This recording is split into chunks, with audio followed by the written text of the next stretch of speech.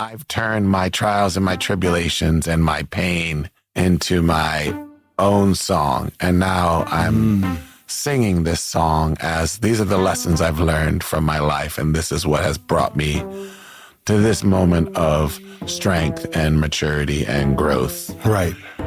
So the waiting for you, it works for you if there's a shift in perspective.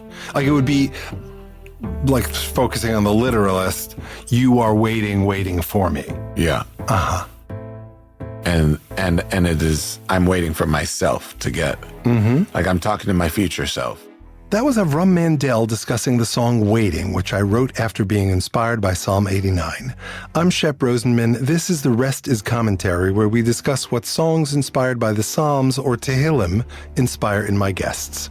Avram is a master educator and innovator who has spent more than 20 years reimagining how young people connect with Jewish life. That work directly led him to founding Tzedek America, a nonprofit that takes teens and young adults on immersive social justice and Jewish identity building experiences across the United States and elsewhere, helping them connect Jewish values to real-world issues. You can learn more about him and the organization by going to www.tzedekamerica.org. That's TZEDEK America.org. Avram specializes in high-impact programs that make Jewish learning fun, relevant, and deeply values-driven for whoever is in the room with him. In addition to their regularly scheduled trips for teens and young adults, be on the lookout for a social justice trip for adults sometime during May 2026. He previously led education at major congregations in the Reform movement, including a decade at Leo Beck Temple in Los Angeles, where he oversaw everything from religious school and teen learning to adult education and national service experiences. Avram holds a master's in Jewish education from Hebrew Union College, Jewish Institute of Religion, and has a background in marketing, which he channels into creative projects like Hebrew learning apps and an award-winning Jewish radio station. He's a sought-after speaker on experiential education, teen engagement, Hebrew language, and technology in the classroom, and his writing has appeared in multiple Jewish publications and anthologies. He's also a talented musician and chef with many specialties, including making awesome gluten-free challah and crunchy pickles. Most important, Avram is chosen family. In this episode, Avram and I will be talking about how empathy and storytelling are key to meaningful social change. Empathy is a muscle that needs to be exercised regularly. Storytelling is a powerful tool for connection and understanding, engaging with diverse communities to enrich personal growth, social change requiring active participation and empathy, the power of empathy to transform relationships and societal structures, personal stories that bridge gaps between different cultures, the importance of community engagement to foster mutual respect and learning, and so much more. Let's start off by listening to Waiting. The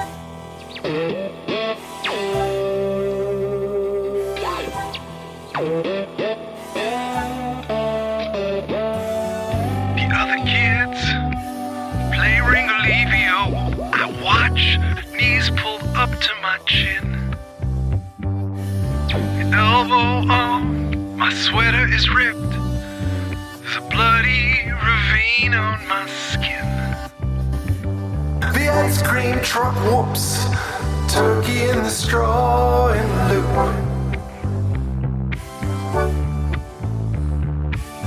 I see the waves from the top of the slide at the playground on Beach 19.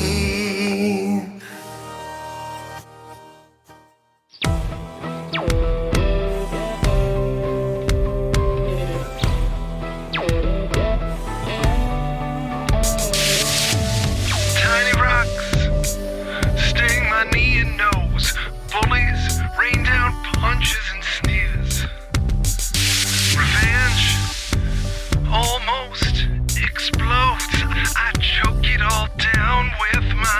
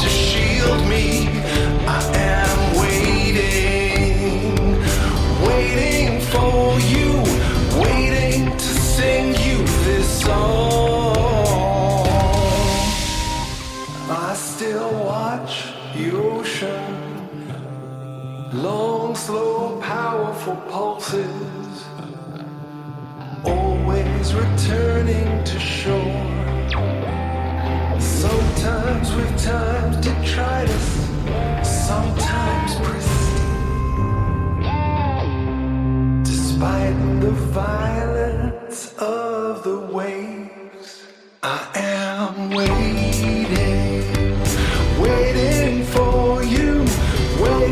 for you to shield me. I am waiting for you, waiting to sing you this song. A tale of joy and suspense of indifference. I shake it off and return to the top of the slide, and I'll do so again and again and again and again and again, where I'll keep waiting for you to shield me. I'll keep waiting for you, waiting to sing you this song. So here's the question. In the same way that I was inspired to write this song called Waiting, I offer the song to you, among others, in hopes that it inspired something in you. So the general question is, what did it inspire in you? And I hope within that you'll answer what made you choose this song. But let's start with, what did it inspire in you? Well, because I know that it's a New York playground, and I used to go to New York. I know not New York City. It's Far Walkway. It's not Manhattan. But I grew up with my grandparents living on 10th and Avenue C in Manhattan. And you could see the playground from their balcony. Right. And my grandpa Ben, would take me to the playground. And that was just like such a special memory. And New York City playgrounds were different than any other. I grew up in Baltimore. Like, they were like just solid, chunky, but full of adventure kind of playgrounds that you didn't find in other cities. Like, what's the difference between a New York City playground of our youth? Yeah. I mean, your youth, you're a few years younger than I am, and Baltimore playground.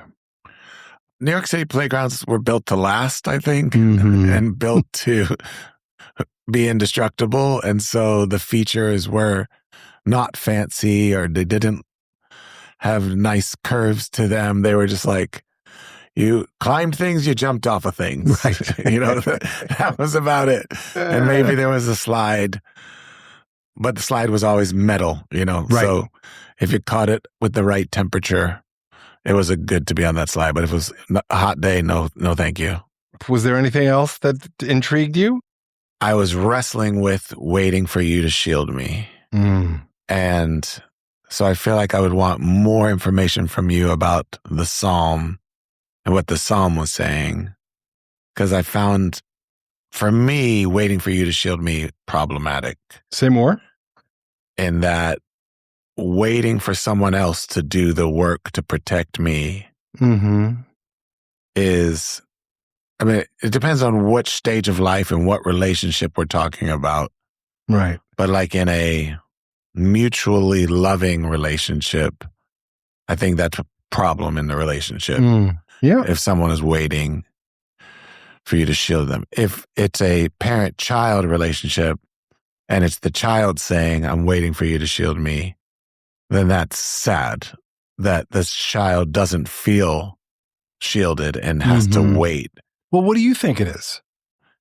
I'm not done with all the possibilities of relationships that could be. Keep going. If it's the parent that is saying to the child, I'm waiting for you to shield me, then that's interesting. Like, I've done all this work to protect you and take care of you. Now I'm older and I need you to shield me because I am no longer able to do that for myself. So that one makes the most sense in terms of like my understanding of how relationships. But also like waiting, where's the communication? Like, don't just wait, like ask, could you shield me? But if it's a psalm, I'm guessing God's involved in this somewhere. What do you think it means? My vision is that there's a child being teased by other kids. Possibly he's like trying to escape to the top of the slide from these other children. And he has time to take in a view. And, this is the kid who's teased, I guess. Yeah. So I think that's spot on in the first part. I think as we shift, there's more ambiguity as the bridges and subsequent verses come on. I mean, my middle name is Pshat. I don't know if you knew that. Do you want to explain what Pshat is? Well, there's different levels of reading text. And I believe that there's an acronym, which is Pardes, right? Yep. What does this stand for? The P is Pshat, and then the others are... Remez, Drash, and Sod. Remez means a clue. Right, hinted at, yeah. Hinted at.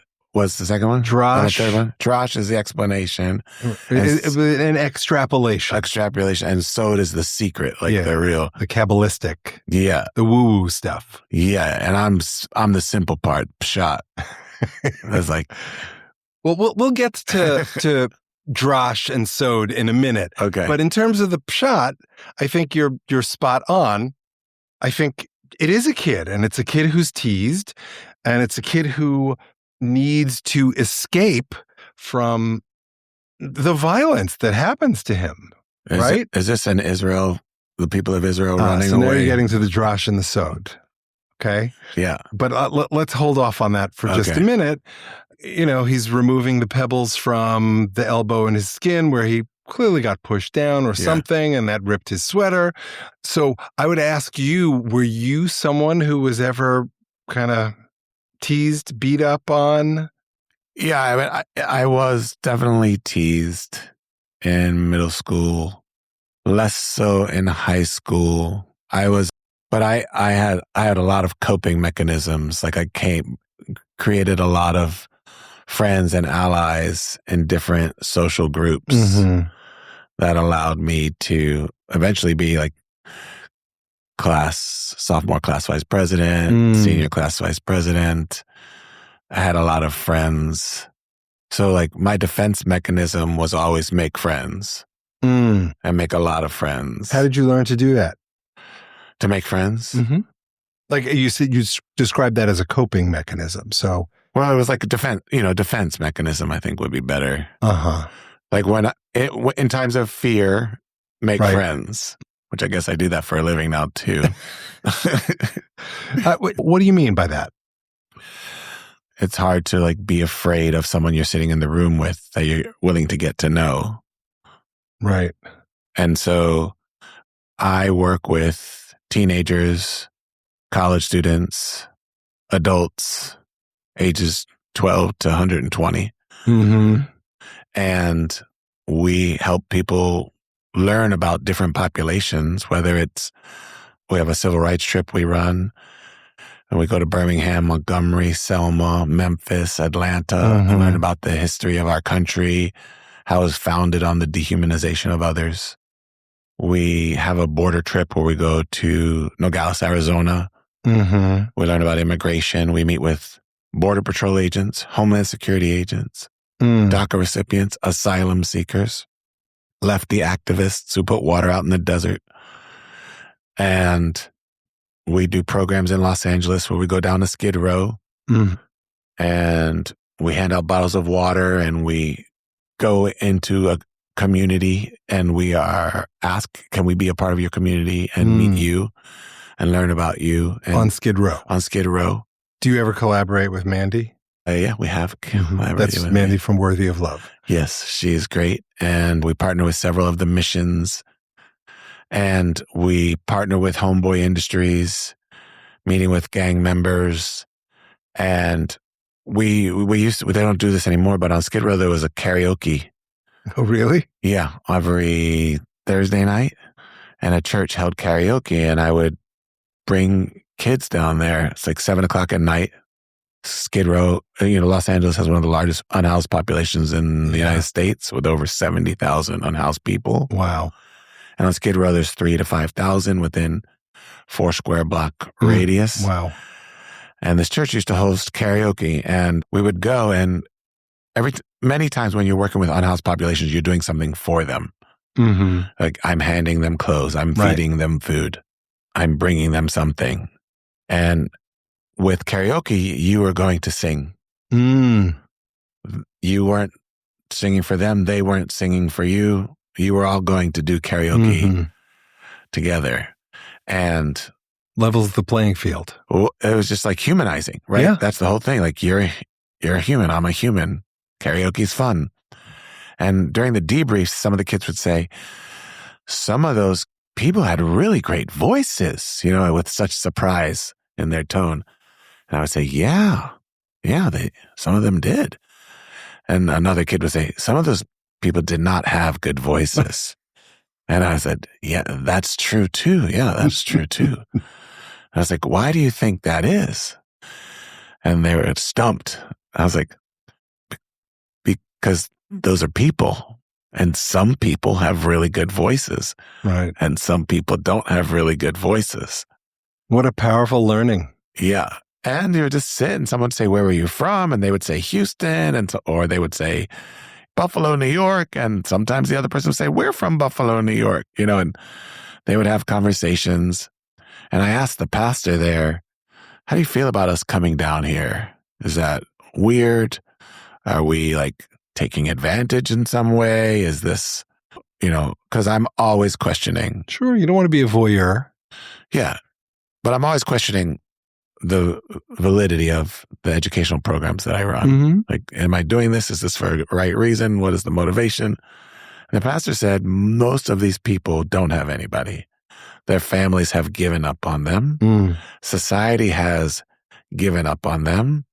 Most people won't even look them in the eyes, which I have big conversations with the kids about looking people in the eyes. Sure. That I'd love to talk about in a minute. And he said, you coming down here and just being with them and being in community with them and sharing love of music and just sharing love is one of the biggest gifts that you can give this community on Skid Row. I forget who said this. Oh, Shammai. Shammai in Pirkei Avos says, the ethics of our ancestors says, to encounter everyone b'sever panim yafot, with a beautiful countenance. If you're not looking someone in the eye, you're not encountering them with a beautiful countenance. Yeah. Yeah. So when I used to work at Starbucks on 102nd and Broadway in Manhattan. Oh, wow. And then also here in LA and on Lincoln, off of Lincoln Avenue and on Maxella, Lincoln Boulevard and Maxella in Marina Del Rey. And me and the other employees would always talk about who treated us as a human being and who treated us as a vending machine. Right. Now, the world is going much more toward not only treating people as vending machines, but only interacting with vending machines.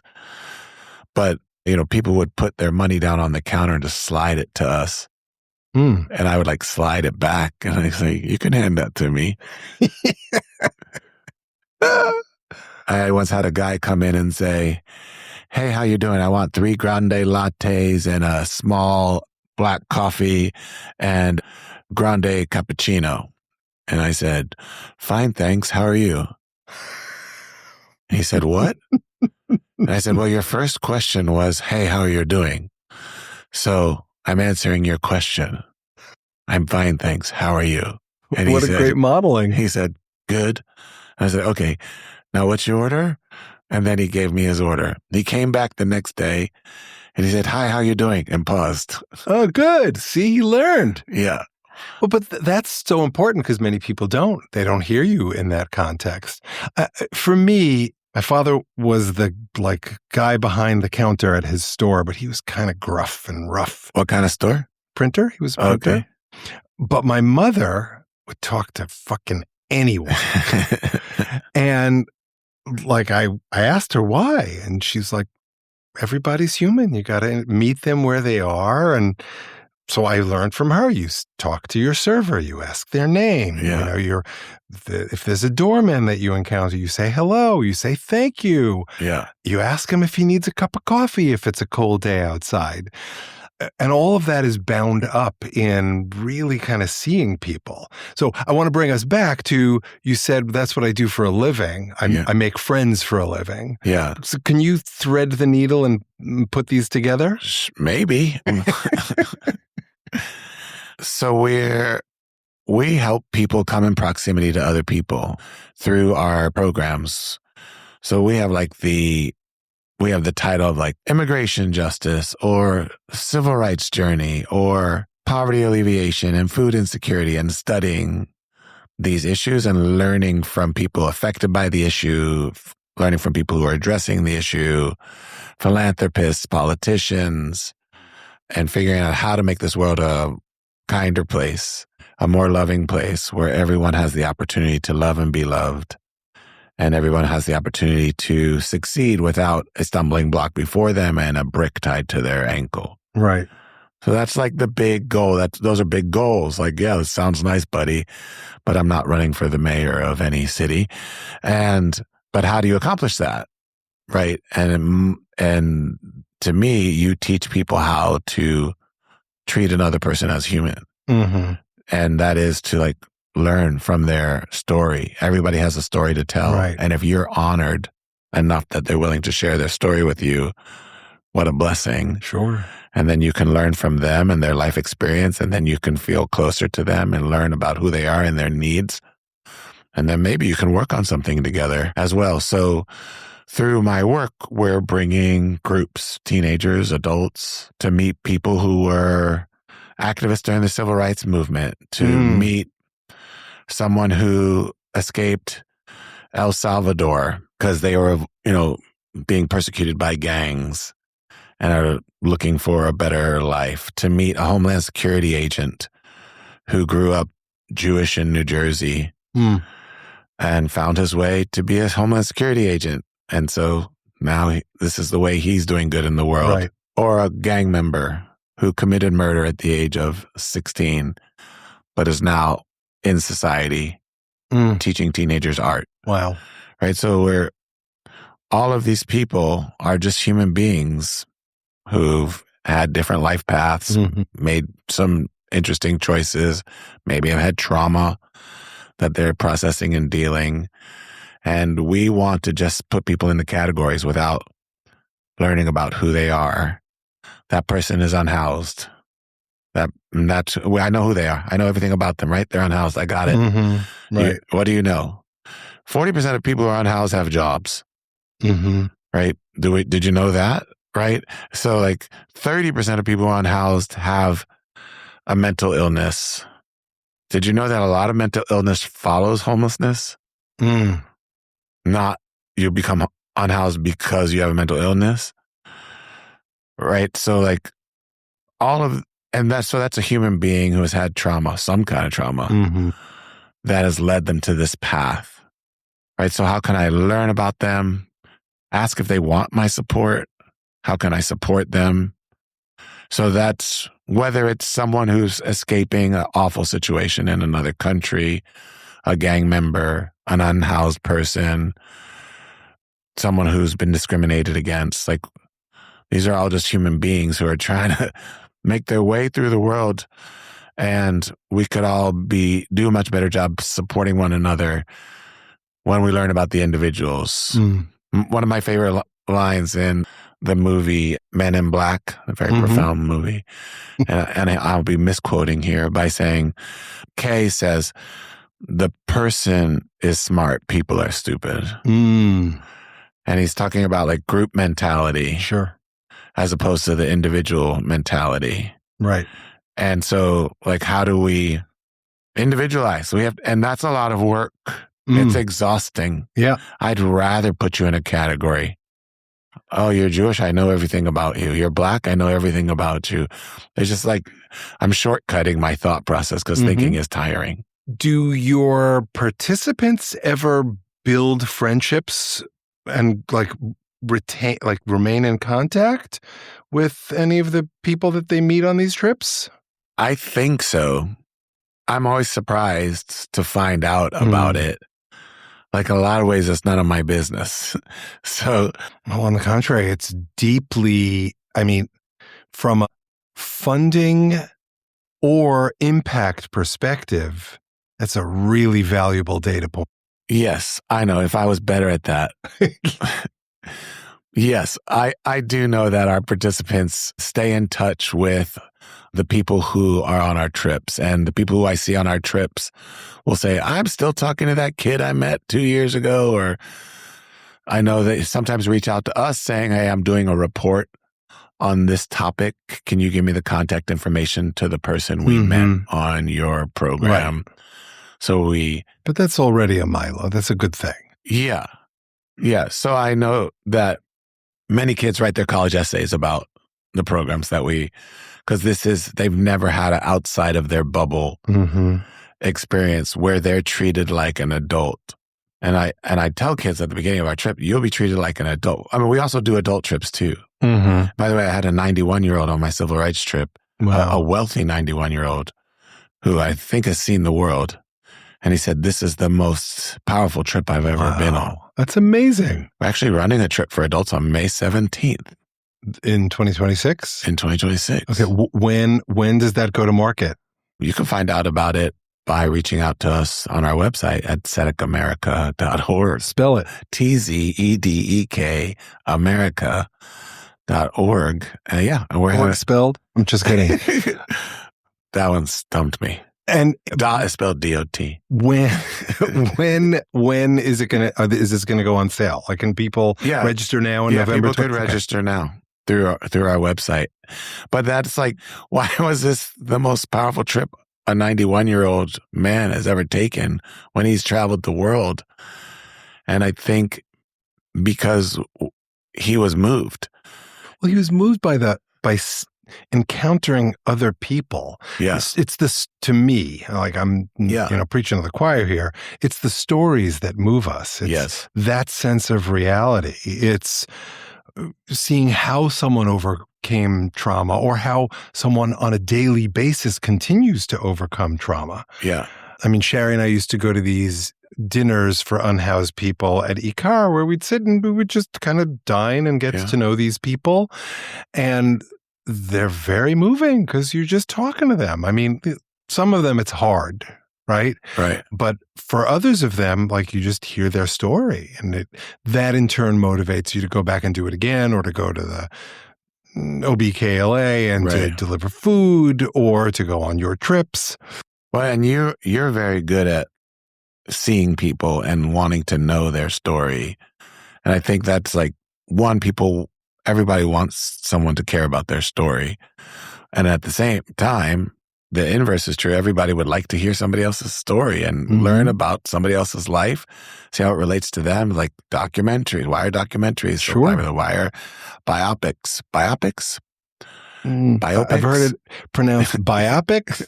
I've heard it pronounced biopics. Biopics? Yeah. And also, take your pick. That was good. Thank you. Thank you. I'd take a pic.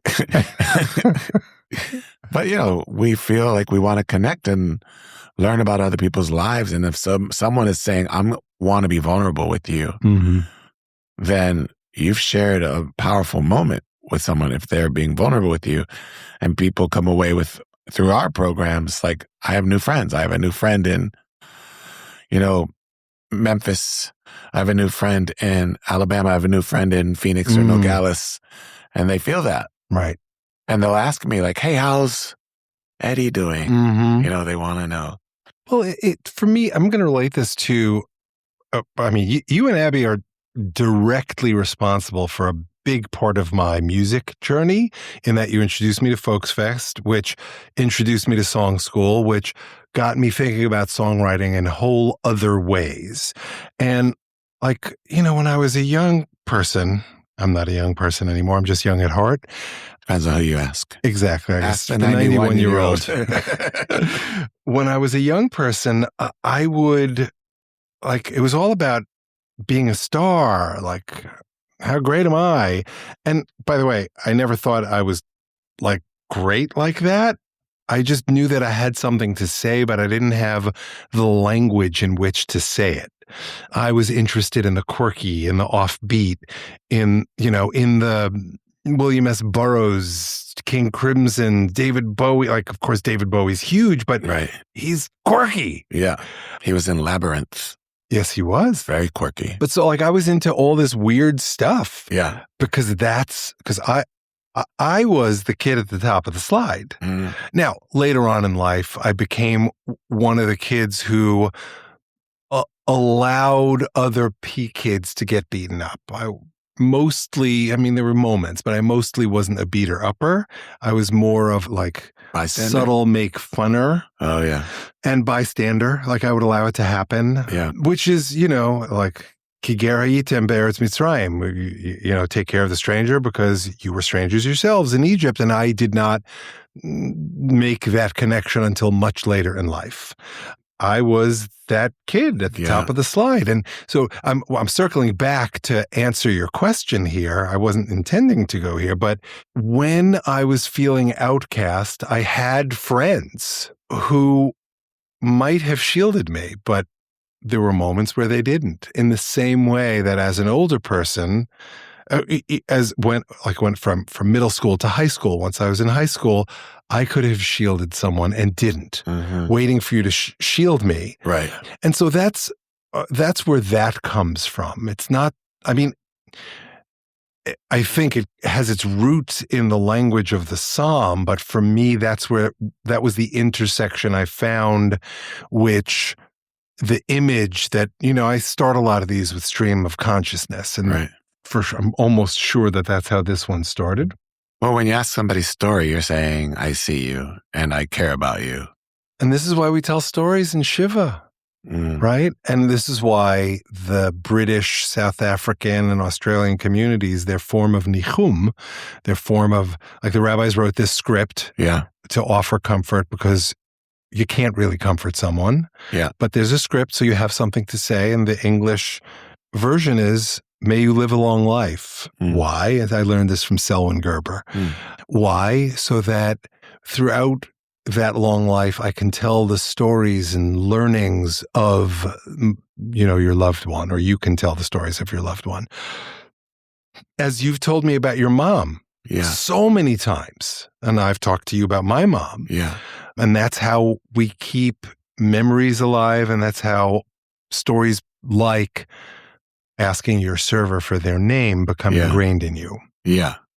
I'm I've always was friends with the custodians at my synagogue, the security guard at my school. Like, we had inside jokes with each other as we greeted each other. And it's, like, you're a human being with needs, and I'm a human being, and I'd like to connect with somebody. Yeah. Just think about, like, people like knowing their servers. Like, when they go into Starbucks, they liked knowing my name. And they loved it when I knew their name. Of course. Loved it. Of course. And, Shep, welcome. Same tall coffee. And man, they felt like $1 million. For sure, because you feel seen. Yeah. And that you remember is literally cream on top of the coffee. Can I tell you one of my favorite Starbucks stories? Please. We should get Starbucks to sponsor this episode. This episode is sponsored by Starbucks. Have a grande latte on us. I was working at Starbucks in Marina Del Rey, and this guy comes over with this shirt that says Sonia Dada. And I said, Sonia Dada? He goes, yeah, you know them? And I was like, yeah, I do. He goes, how do you know them? And I said, I used to work on Conan O'Brien. Back when I used to have to say, I work on a show called Conan O'Brien, because no one had heard of it. And people would submit their CDs because they would want to get their band on Conan O'Brien. And there was one guy's job, his whole job was listen to these CDs and choose the band. Good job. It's an awesome job. Yeah. And then they would put all the CDs in a box in the lobby, waiting area, and anybody could take CDs. So I would always take like 10. Right. Oh, for our younger viewers, CD stands for compact disc, which was a form of recording music and playing it back at home. And so I once got the CD, had 3 songs on it, and this band called Sonia Dada, and I loved it. And they had a version of, the Beatles song Rain? Sure. Rain I don't mind. They had a version of it. Uh-huh. And I loved it. And I used to play it all the time.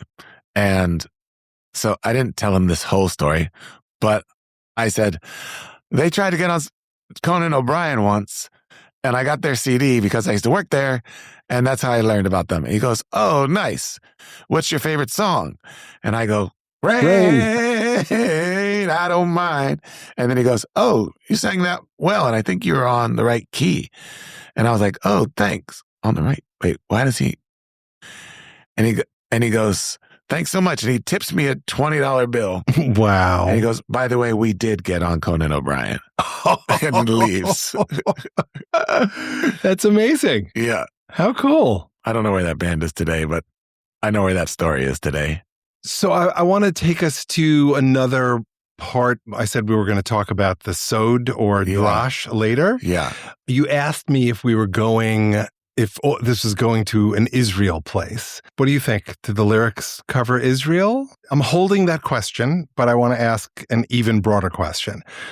Is this just a story about a kid at the top of the slide, or might this work as a metaphor for other things? Well, anything could work as a metaphor. But does this work? I mean, Yeah. And you can say no, it doesn't work. I'm a literalist, so like I get stuck on concrete images. So like you're like, does this work as something else? And I'm like, there's a kid stuck at the top of the slide right now. How could anything else be important? Okay, well, he's got to get home before dinner. Right. And he's surrounded by mean kids who are going to bully him. But at the end of the song, he talks about how he's going to go there again and again and again, right? Yeah. So he goes on to say, a tale of joy and suspense of indifference. I shake it off and return to the top of the slide, and I'll do so again and again and again and again, or I'll keep waiting for you. Yeah. So, I mean, to make the case, right?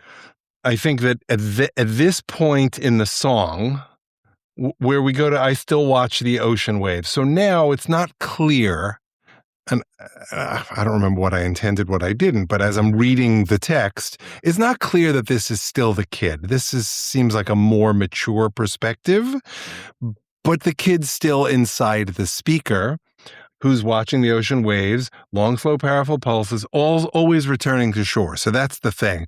There's this sense of repetition and cycling, and this sense of mixedness, sometimes pristine, despite the violence of the waves. Like a kid would never say, sometimes with times detritus. Right. That's clearly Shep talking, or the adult talking. Yeah. And now I'm waiting for you means something else, if that's the case. And again, we have this blending, tale of joy and suspense, etc. I guess I was going to make the case.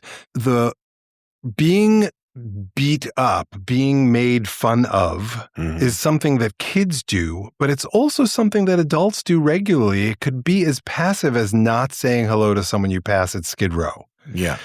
It could also be not taking care of your friends at shul or school or work. It could be, cutting off the guy at the Starbucks line. Right. That metaphor is intended, whether it works or not is the open question, but is intended to say, you know what, despite the yuck, I will return to the top of the slide again and again. I'm going to choose hope. I'm going to keep going to the border. Yeah. I'm going to keep going on the civil rights trip, right. And so on and so forth, because I choose hope, because I want to learn from the scrapes and the ripped shirt as metaphor for all the yuck that happens. Right. What I get stuck on is waiting for you to shield me. I like the idea of where you're going with, and I'll keep doing it again, and I'm growing, and I'll deal with these the conflict and these complex feelings. And I know that a lot of people want someone to shield them. Like, and the guy stood up for me, or the woman stood up for me, and someone said, no, you don't. That was like, that feels good. Like, I got you, man. I got your back. Like, that always feels good. But to be waiting for it feels disempowering to me. Point taken. Yeah. And at the end of the day, we all encounter lyrics the way we encounter them. Yeah. So I'm going to underscore the validity of that perspective, and I really can see it. I also want to remind you that the full chorus is waiting for you to shield me. I keep waiting to sing you this song. Does that change your read on it in any way? Because that's the complete thought. Just confuses you more. Yeah. The only way that it like rings in, the only way it whoops in my ear in a way that, Nice. thank you. This episode sponsored by Starbucks is that if the you is the me, like really like the waiting for you to sing the song, like waiting, then it would, if it was the you was the me, then I've turned my trials and my tribulations and my pain into my own song. And now I'm singing this song as these are the lessons I've learned from my life. And this is what has brought me to this moment of strength and maturity and growth. Right. So the waiting for you, it works for you if there's a shift in perspective. Like it would be like focusing on the literalist, you are waiting for me. Yeah. Uh-huh. And it is, I'm waiting for myself to get, like I'm talking to my future self. Yeah. Yeah. Yeah. Well, that's powerful because under that read, the young kid, the young speaker is recognizing that things are going to change for them. And they're talking to their later selves. And the later speaker, how does it work in the last verse if there's a shift in perspective there? Yeah. I mean, we're always on this growth and development journey. And so like, it's so, when I'm talking to someone who's younger than me, like when you're talking to me who's much younger than you, right? Like you have wisdom that I don't have because of your stage of life, right? So it doesn't matter how old we get. Right. There's someone else with more wisdom and more. So like when I've been in difficult situations in my life, I've often said to myself, this is going to be a great story one day. Right now it sucks. Yeah. But I know it'll be a good story. Right. Well, I just to clarify, it's not about age. It is about experience. So, for example, some of the greatest lessons I've learned are from you and Abby, right? I run my office differently from the work I did with Abby in Limud and from witnessing how you moderate and reflect questions back. And you're younger than I am. She's a lot younger than I am. So let's come back to Israel. Yeah. Could this be a metaphor for what's going on in Israel and Gaza? And if so, how does that work? I was thinking of biblical Israel. So you're bringing it into the modern day. I am. That makes it more like charged. Wow. Could it be? I mean, did you think that? Because so now I hear that you were thinking the ancient Israel. The people of Israel and like wandering in the desert and like afraid, where's my next manna coming from? Right. So that makes sense. Well, that's the waiting for you to shield me. Send me the manna, send me the slav. The Lord is my shepherd. Right, exactly. Okay. So it's funny. I did not hear that. When you said Israel, I was like, huh. Yeah. Does that work that way? You're so October 8th. I'm so like, I don't know what year. Well, but I think it directly relates to the work you do, right? You're focusing on stuff, Tzedek America, not Tzedek Israel. Right. I've described myself on this podcast as a center-right person. So as long as you're in the center, you get to see the yuck of both sides. Yeah. Right? So when you have Israeli settlers committing violence. Yes. Right? That's not okay. Yes. When you have Palestinian terrorists committing violence, that's not okay. Yeah. And you're doing the work that seeks to, in the U.S., to bridge the gap. You have people meeting both a Homeland Security person Yes. who's theoretically on the capital R right side of the equation, Yeah. and the lefties, I think is what you said. The activists who are putting water in the desert. Right. So you're giving them the spectrum and you're educating these people that there's a complexity to this issue and that we the users, the observers, the people whose lives it may not directly touch, but whom we encounter it, need to understand that complexity in order to truly be a part of society and to create social change. And to do that work, again, is exhausting. I would say, including myself, anybody who's done my immigration program, anyone who feels like they're super left becomes more center. Interesting. And anyone who felt that they were super right and knew what should happen becomes more center. Right.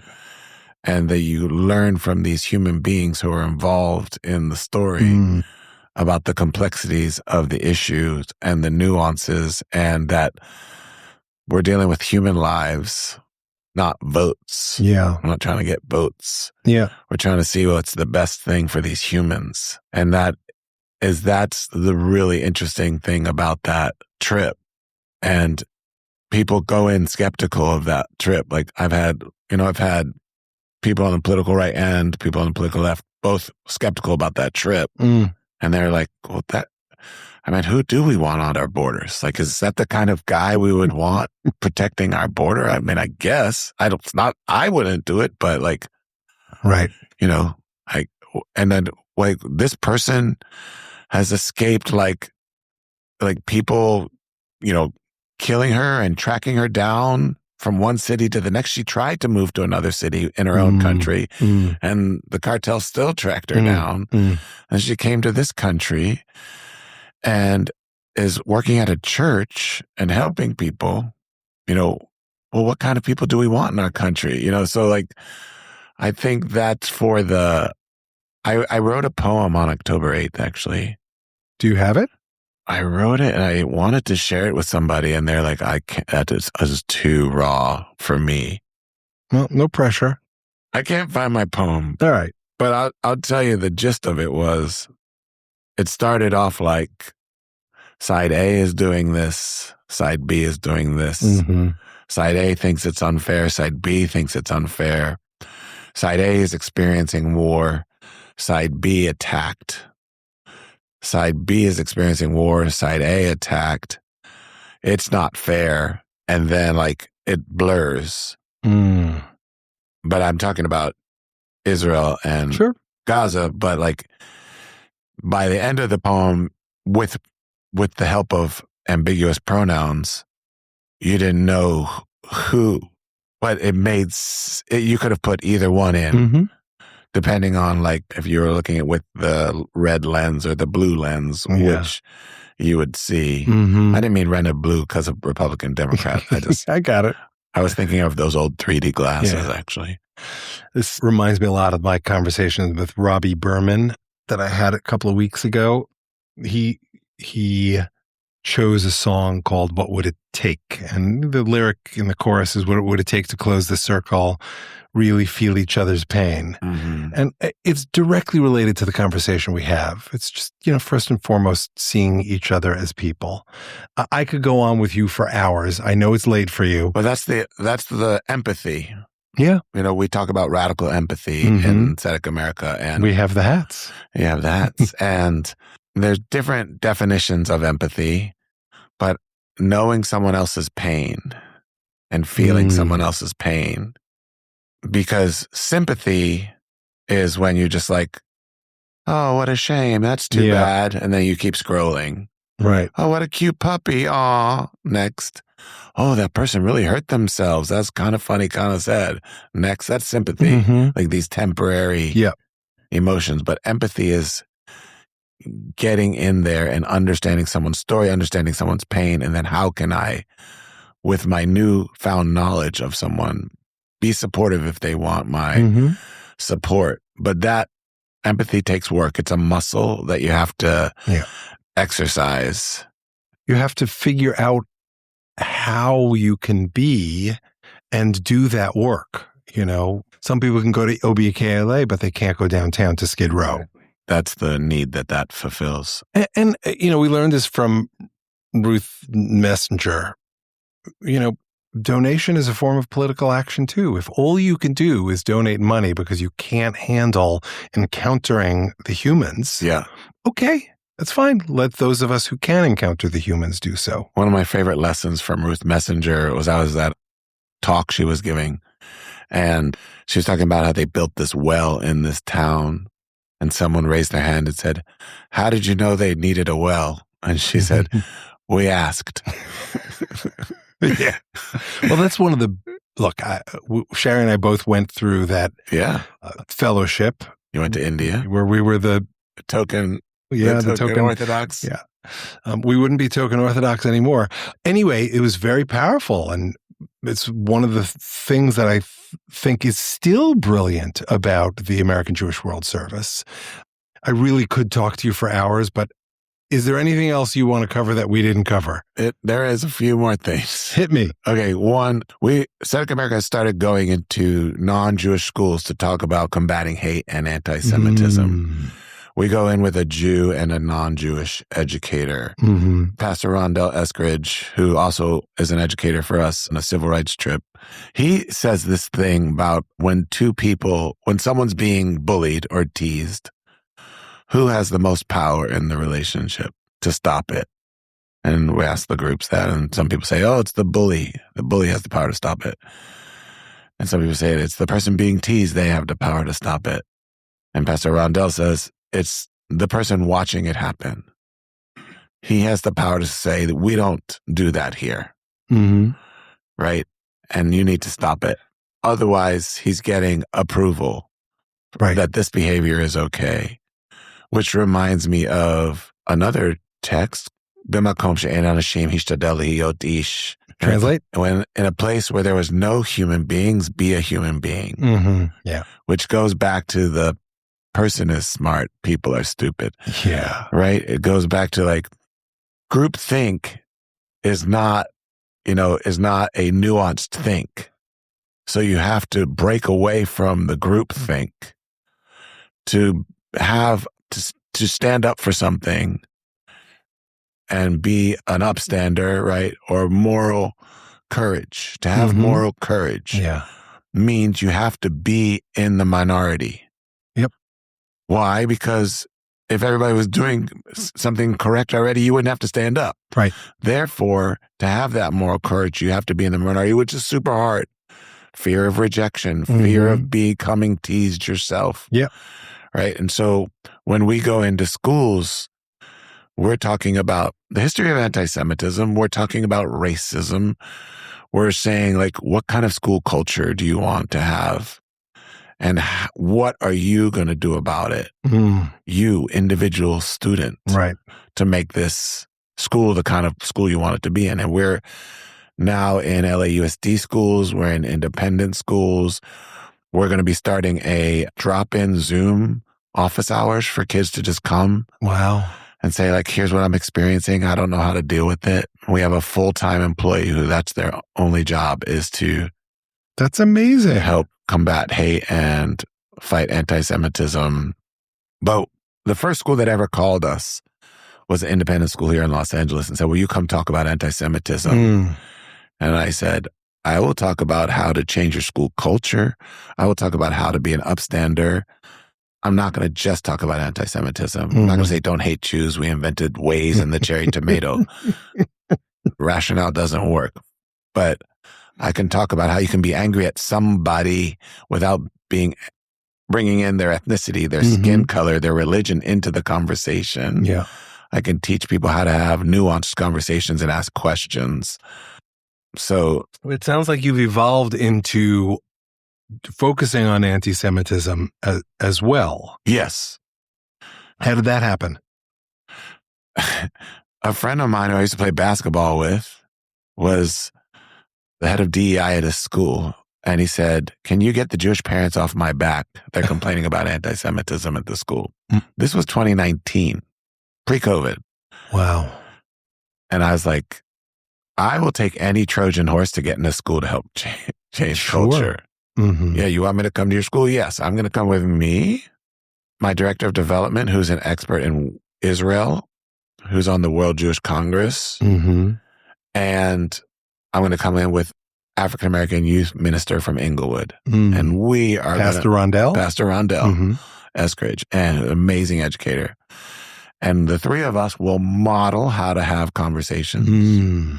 When we'll talk to each other about microaggressions, and Pastor Rondell will say, "You're Jewish, right? Can you help me with my taxes?" And then we'll say, "Yes, if you can help me with my jump shot." And the kids are like, "Oh, man."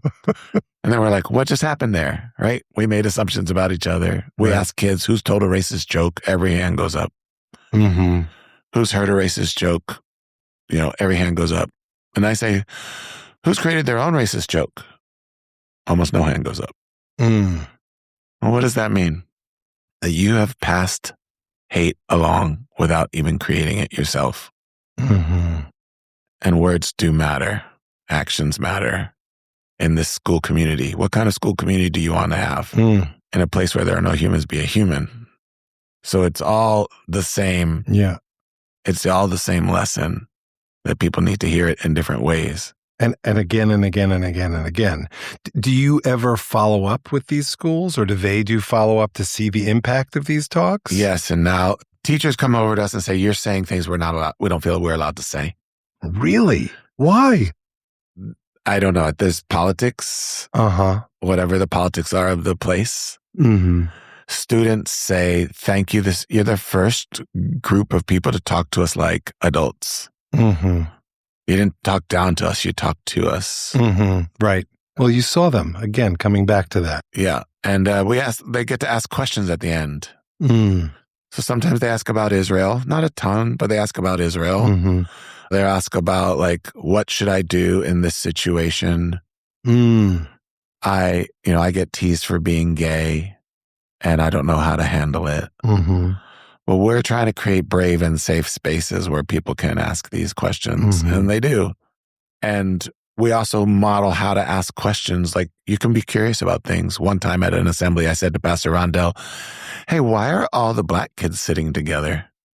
And the kids were like, what? And the black kids that were sitting together, kind of laughed, because we've all noticed it.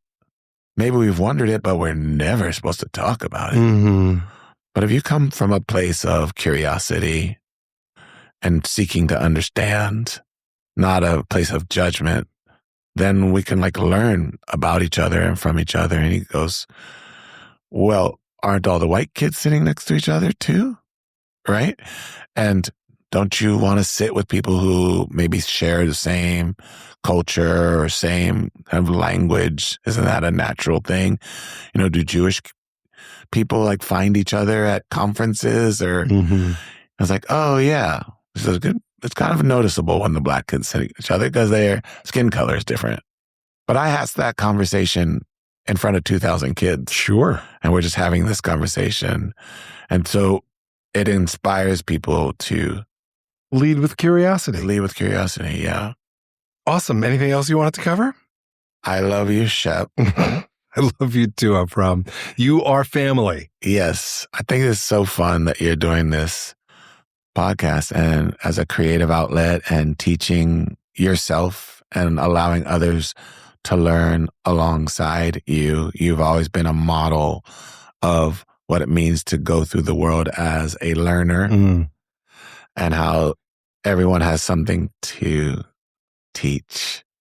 Everyone has something to learn and something to teach. And something to teach. And you've really embraced that in so many aspects of your life. Yeah. Thank you. Well, look, I think your wife is the first person who recognized that in me, and it was before I recognized it in myself. I just wanted to do songwriting workshops, and that's where I thought it was going to end. But she said, no, you can teach. I'm like, I was the worst student. And she said, no, you can teach. Yeah. And specifically, what prompted her to say that is because I love learning. Yeah. So I'm grateful to each of you for so many different things that I've learned from you. And I will often end these with a bracha, a blessing. So I would like to do that with you. May you have the strength to take care of yourself so that you can continue to teach us how to take care of the world. It's beautiful stuff that you do. Thank you. I love you, my brother. Love you too. Thanks so much for listening. Special thanks to Avram for joining me, to Devin Schwartz for his help in producing this episode, to E. Rose for his help producing the song in this episode, to Liz Hanellin, whose feedback helped make the song better, and to Jessica Chana Sweedler for her help on social media, to Liat Silvera for designing the podcast logo, and to my wife Shari for everything. You can find Waiting and all of the other songs in this song cycle on most platforms that stream or download music, including Spotify and Apple. In the next episode of The Rest is Commentary, I'll be talking with my friend, Hollywood agent Jim Eric. We discuss guilt as a step towards resolution and personal growth, moving towards acceptance, finding faith and spirituality outside organized religion, how surviving cancer changes your perspective on life and your priorities, music as a powerful influence on personal experience, seeking deeper understandings of yourself, and so much more, all inspired by Jim's thoughts after listening to Don't Turn Away From Me, inspired by Psalm 38. Please join us.